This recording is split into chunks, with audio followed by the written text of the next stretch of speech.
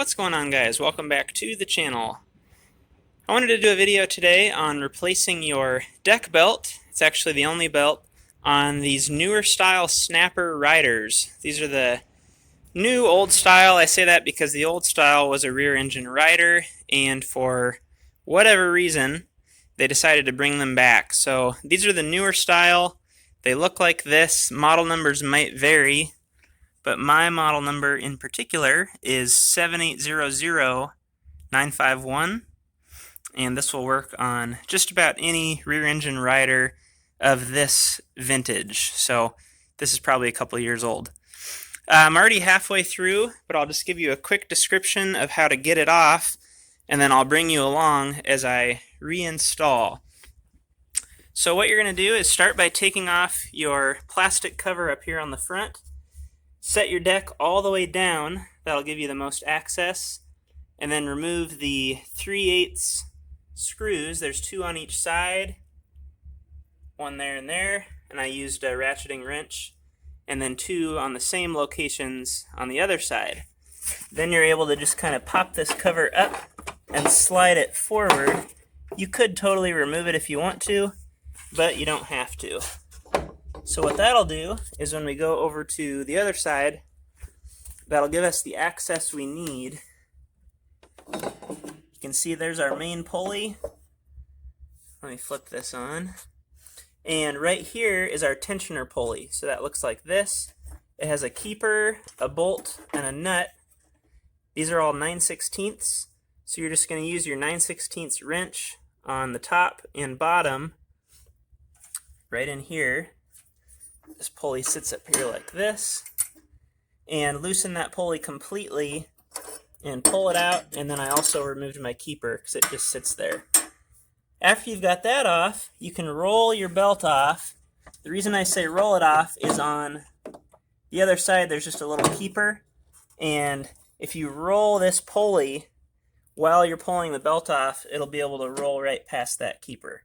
So that gets it off in the front.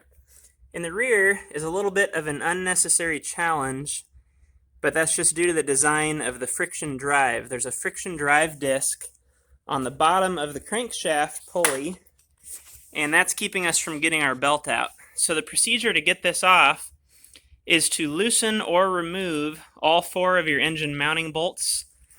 Those are on the 4 corners of the engine. So here is looking at the back. You can see we have 1 there.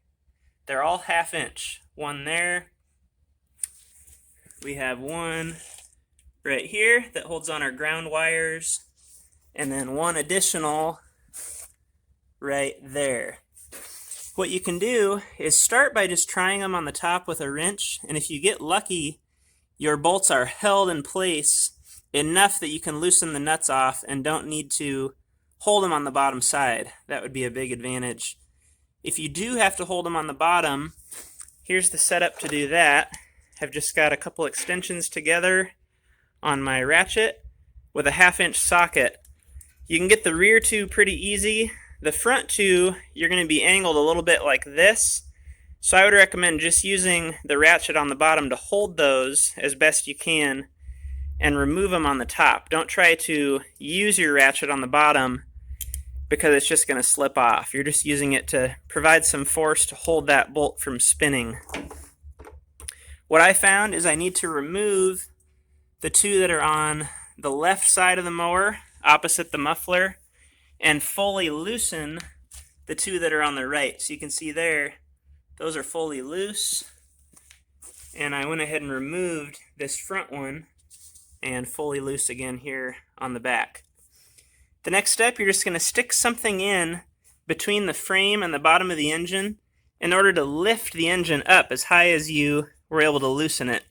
So I just stuck a screwdriver in here and I stuck a chisel in on the other side, and that's going to lift everything up here, and I'll show you what that gained us. So that's where the belt sits, on that pulley right there, and then right here is attached to that pulley. That's our friction drive wheel. And what we're having to do here is lift this up high enough to be able to sneak the belt out between the friction drive wheel and the rubber friction disc. I'll try and get in and show you that.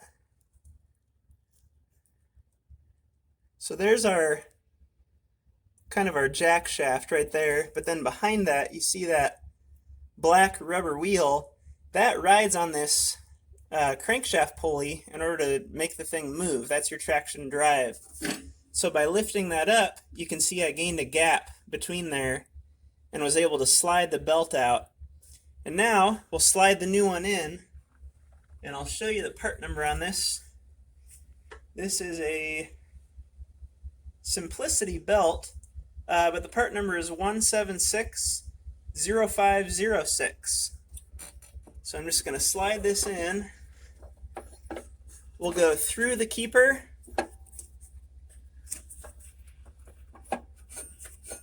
and then down and around the pulley. And it's going to be tough to show you, but all we're having to do is squeeze it between the rubber drive wheel that's going up and down there and the bottom of this crank pulley. So I'll do that quick and show you how it looks installed, but unfortunately I can't show you and do it at the same time. I was able to prop up the camera, so I'm going to try it until the camera falls. We'll see what we can do.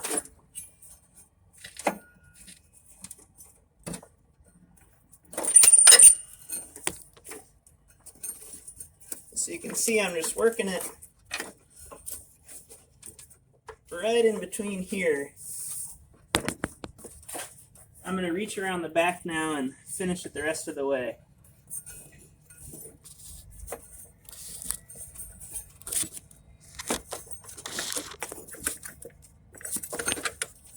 There you go. Once you're on the pulley,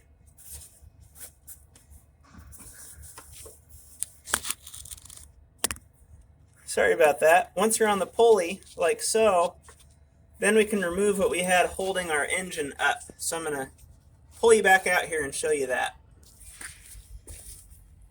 So I'm just going to remove the screwdriver I had as a spacer